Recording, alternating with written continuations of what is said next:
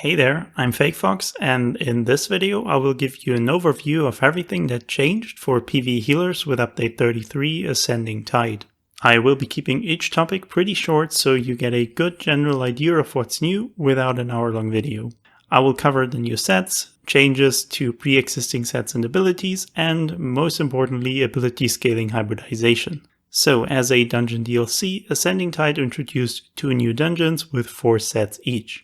Nazare, the monster set from Shipwright's Regret, is going to be very interesting. It increases the duration of minor and major debuffs when using an ultimate. This can be used to almost permanently keep up some very powerful effects, such as Major Vulnerability, Major Brittle, or Major Maim. Utilizing the set for longer encounters takes a lot of commitment, and at this point I can't say for sure if it's actually even worthwhile. But for shorter encounters up to a minute, the set is going to be extremely strong. If you want a more detailed analysis of Nazare, I also made a dedicated video, link is in the description. Coral Airy, the second new dungeon, also has a support-oriented monster set. Kargaeda creates an AoE that deals some damage while also reducing the stamina and magicka cost of players in it by 10%. The damage component is pretty underwhelming, but the cost reduction could actually be pretty good. At the maximum uptime, it is 4% overall cost reduction, which is quite a bit for a 2-piece set. It is also easy to get a whole group into the AoE, but the maximum uptime only being about 40% makes it inconsistent, because the resource drain of damage dealers isn't smooth. I think Kargaeda could be interesting for some trial groups, but with the huge number of really good monster sets and mythics we currently have, I don't think it will see a whole lot of use. And we even have a third new support monster set, Nunatak. This one comes from an Imperial City District boss. Its damage isn't great either, but Major Brittle makes it really interesting. Major Brittle is a new debuff currently exclusive to this set that increases critical damage taken by 20%. This is one of the strongest damage buffs in the game, but there is one issue. Critical damage is capped to 25% total, or 125% additional damage. This value is easily achievable, making high uptimes crucial for critical damage modifiers. And Nunatak's uptime isn't high at all, it's only 26% maximum. For trial boss encounters, the set makes no sense unless combined with Nazare to increase the uptime. But for trash fights, which are usually short and less optimized in terms of the critical damage cap, it could be really strong on its own.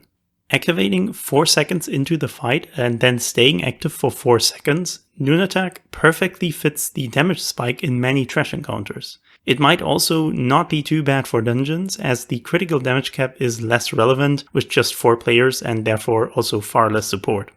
There is also one new 5-piece set that I should probably talk about, and that is Maligalic's Maelstrom. This set essentially turns overheal into damage. This might sound good in concept, but it really isn't. It doesn't deal any relevant amount of damage because it is limited to 1 target, has a very restrictive cap, and is calculated from a specific healing tick. Might be a fun gimmicky set, but you're just way better off wearing an offensive support set or even just a regular damage set. That's all the new sets I found worth including. Now we move on to changes on pre-existing sets. Pearls of Elnefey was quote-unquote fixed to no longer proc from non-cost abilities. No-cost abilities are things like Mend Wound light attacks, for example. This is a straight-up nerf, but it isn't too problematic. The mythic is still very powerful in more normal builds, just the ability to cheese it with specific setups is now gone. And the second set change is Olorim, which was fixed to now trigger from tether abilities.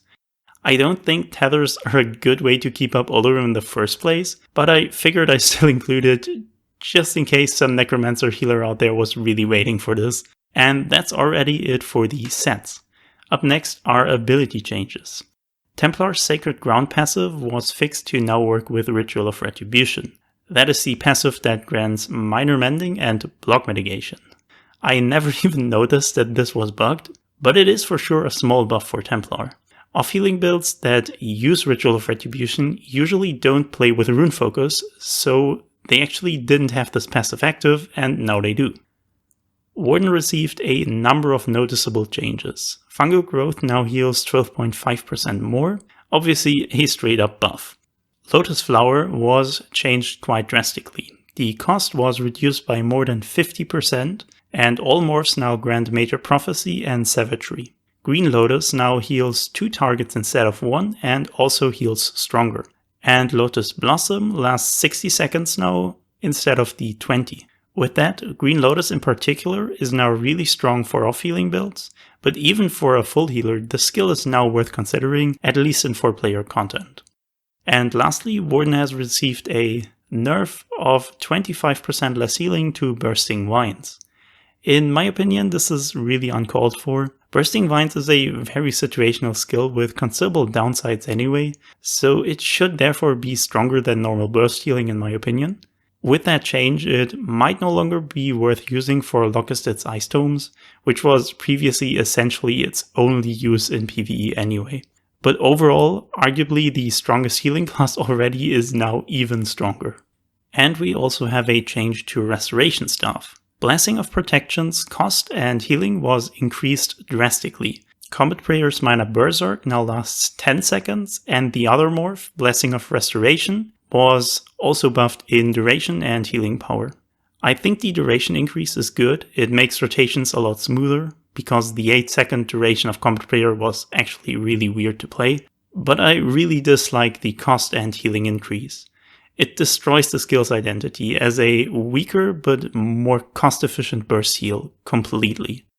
Overall, the changes are neither here nor there, and Combat Prayer will still stay similarly relevant. So now we get to the really big change, ability scaling hybridization. Almost all abilities now dynamically scale with the highest offensive stat, so either Magicka and spell damage or stamina and weapon damage, depending on which pair is higher in total. This obviously means that Magicka builds can now relatively efficiently use stamina skills, and vice versa. This changes the resource management of damage dealers quite drastically, and thereby also our resource support. With damage dealers using both Magicka and Stamina, support sets that return both resources are now even stronger. On the other hand, this change can also lower the need for resource support. It really depends on the encounter and group composition. So for your core groups, check how much sustain your group now needs and adjust it. But the scaling hybridization also has direct implications for healers. Magicka-based healing builds, which will stay the norm by the way, can now use stamina healing abilities, and there are 2 that are particularly interesting. Ring of Preservation from the Fighter's Guild is very strong for static fights. Tick rate is really important for healing skills, because more ticks spread the healing more evenly over the group, producing more reliable healing output. And Ring of Preservation has the highest tick rate of any healing ability, with 0.5 seconds. It also gives 6 players minor protection and has the really good Fighter's Guild passives attached to it. The second interesting skill is Echoing Vigor. Because it is not a ground ability, it can be used multiple times to affect more than 6 players, and it overall is a really good healing skill for very mobile encounters where ground-based healing is difficult to use. It is very similar to how Radiating Regeneration is used, just for more targets. Access to more healing skills allows us to better situationally adjust, more effectively utilize champion points and passives, and even simply stack more healing, increasing overall healing power. It also makes Martial Knowledge and Powerful Assault more efficient, because we now have actually useful skills to proc them. You might also be wondering what those changes mean for the viability of stamina healing. Being able to effectively use Magicka skills solves some issues that stamina healers have. But on the other hand, what is even the point of being a stamina healer in the first place when you're using largely Magicka abilities, and the few benefits your stamina abilities have are now also accessible to Magicka-based builds? So yes, stamina healing builds are now stronger, but they are far from being equal to Magicka builds, and they also lost some of their uniqueness in the process. And before I end this video, one more change that I couldn't actually find in the patch notes, but that I can confirm from testing. Enchantments, including the status effects caused by enchantments, can no longer proc sets. For example, neither a fire enchantment nor the burning caused by it proc Elemental Catalyst.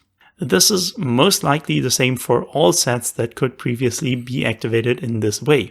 Those that I can confirm are Encratis Behemoth, Elemental Catalyst, and Sense Redress. In my opinion, this really sucks, especially because it wasn't properly communicated. Like, how are players without access to tracking tools even supposed to know that this is the case? Sorry I had to end this video on such a negative note, but this is really important information that needs to be accessible to players. Anyways, if you have any further questions, please feel free to ask me in the comments below, and thanks for watching. See you!